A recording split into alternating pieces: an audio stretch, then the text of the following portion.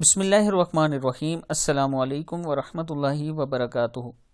عابد راضی چینل کی طرف سے آج میں اپنے دوستوں کو بہت ہی پیاری دعا بتانے والا ہوں۔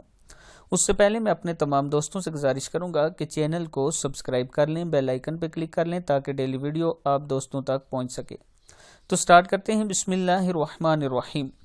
جو دعا میں آپ کو بتانے لگا ہوں اس کے لیے کہتے ہیں کیونکہ یہ باقیات و صالحات یعنی باقی رہنے والی نیکیاں ہیں اور گناہوں کو اس طرح جاڑ دیتی ہیں جس طرح درخت اپنے پتے جاڑ دیتا ہے، اور یہ جنت کے خزانوں میں سے ہیں۔